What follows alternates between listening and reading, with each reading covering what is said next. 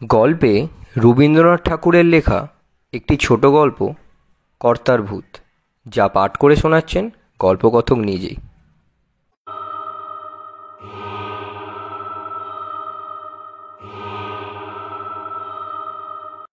বুড়ো কর্তার মরণকালে দেশশুদ্ধ সবাই বলে উঠল, তুমি গেলে আমাদের কি দশা হবে মশাই।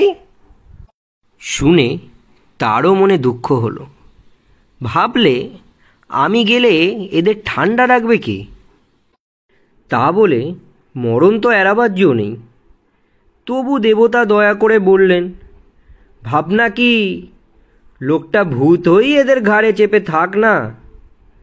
মানুষের তো মৃত্যু আছে, ভূতের তো মৃত্যু নেই। দেশের লোক ভারী নিশ্চিন্ত হলো, কেননা ভবিষ্যৎকে মানলেই তার জন্যে যত ভাবনা, ভূতকে মানলে তো কোনো ভাবনাই নেই।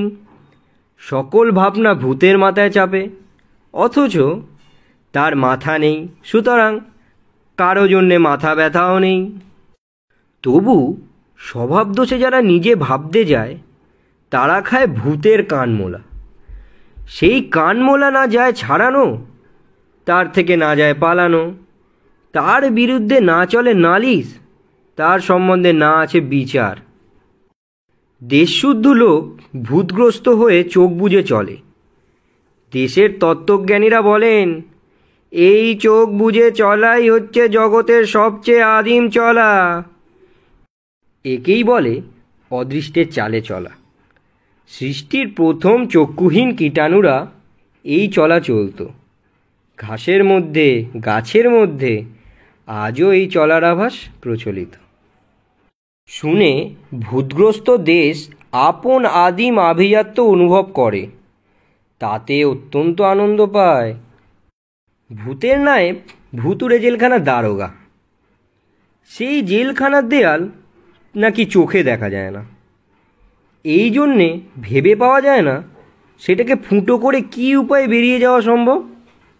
এই জেলখানায় যে ঘানি নিরন্তর ঘোরাতে হয়, তার থেকে এক ছটাক তেলও বের হয় না, যা হাটে বিকোতে পারে। বেরোবার মধ্যে বেরিয়ে যায় মানুষের তেজ। সেই তেজ বেরিয়ে গেলে মানুষ ঠান্ডা হয়ে যায়। তাতে করে ভূতের রাজত্বে আর কিছুই থাকে না। অন্ন হোক, বস্ত্র হোক, স্বাস্থ্য হোক, শান্তি থাকে।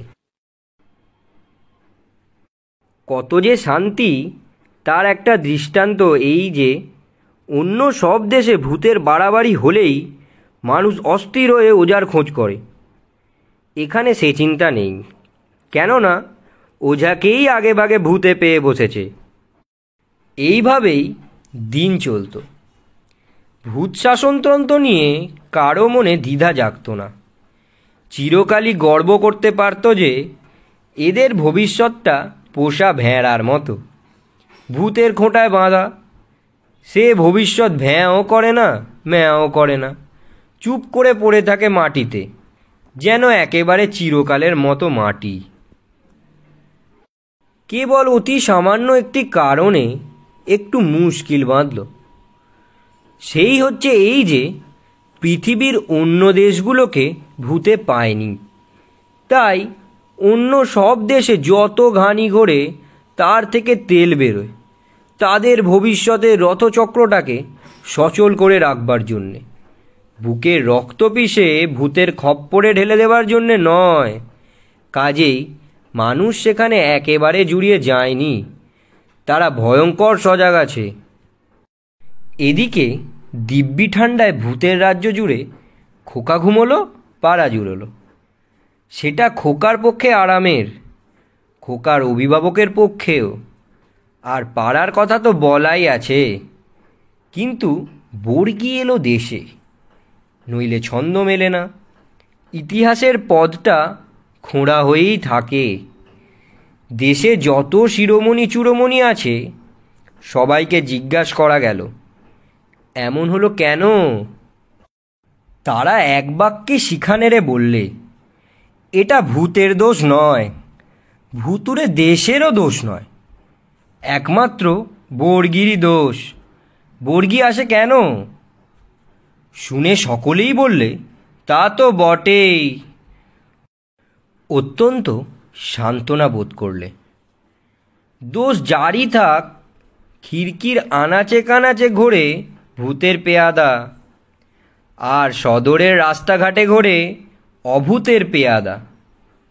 ঘরে গেরস্তর টেকা দায়, ঘর থেকে বেরোবারও পথ নেই। একদিক থেকে এ হাঁকে খাজনা দাও, আর একদিক থেকে ও হাঁকে খাজনা দাও। এখন কথাটা দাঁড়িয়েছে, খাজনা দেব কিসে?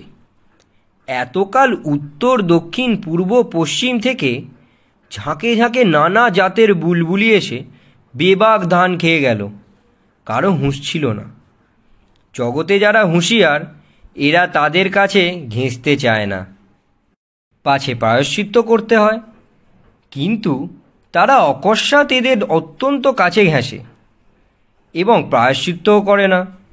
শিরোমণি চূড়োমণির দল পুঁথি খুলে বলেন, বেহুঁশ যারা তারাই পবিত্র, হুঁশিয়াররা যারা তারা অশুচি।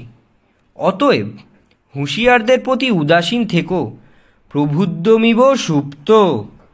শুনে সকলের অত্যন্ত আনন্দ হয়। কিন্তু তৎসত্ত্বেও এ প্রশ্নকে ঠেকানো যায় না, খাজনা দেব কিসে? শ্মশান থেকে মশান থেকে ঝোড়ো হাওয়া হা হা করে তার উত্তরে আসে, আব্রু দিয়ে, ইজ্জত দিয়ে, ইমান দিয়ে, বুকের রক্ত দিয়ে। প্রশ্নমাত্রেরই দোষ এই যে যখন আসে একা আসে না। তাই আরও একটা প্রশ্ন উঠে পড়েছে, ভূতের শাসনটাই কি অনন্তকাল চলবে? শুনে ঘুমপাড়ানি মাসি পিসি আর মাস্তুত পিস্তুতর দল কানে হাত দিয়ে বলে, কি সর্বনাশ! এমন প্রশ্ন তো বাপের জন্মে শুনিনি। তাহলে সনাতন, ঘুমের কি হবে? সেই আদিমতম সকল জাগরণের চেয়ে প্রাচীনতম ঘুমের? প্রশ্নকারী বলে, সে তো বুঝলুম, কিন্তু আধুনিকতম বুলবুলির ঝাঁক আর উপস্থিততম বর্গির দল, এদের কি করা যায়? মাসি পিসি বলে, বুলবুলির ঝাঁককে কৃষ্ণ নাম শোনাব, আর বর্গির দলকেও। অর্বাচীনেরা উদ্ধত হয়ে বলে ওঠে, যেমন করে পারি ভূত ছাড়াবো। ভূতের নায়েব চোখ পাকিয়ে বলে, চুপ! এখনো ঘানি অচল হয়নি। শুনে দেশের খোকা নিস্তব্ধ হয়, তারপরে পাশ ফিরে শোয়। মোদ্দা কথাটা হচ্ছে, বুড়ো কর্তা বেঁচেও নেই, মরেও নেই, ভূত হয়ে আছে। দেশটাকে সে নাড়েও না, অথচ ছাড়েও না। দেশের মধ্যে দুটো একটা মানুষ যারা দিনের বেলা নায়েবের ভয়ে কথা কয় না, তারা গভীর রাত্রে হাত জোড় করে বলে, কর্তা, এখনো কি ছাড়বার সময় হয়নি? কর্তা বলেন, ওরে অবোধ, আমার ধরাও নেই, ছাড়াও নেই, তোরা ছাড়লেই আমার ছাড়া। তারা বলে, ভয় করে যে কর্তা। কর্তা বলেন, সেইখানেই তো ভূত।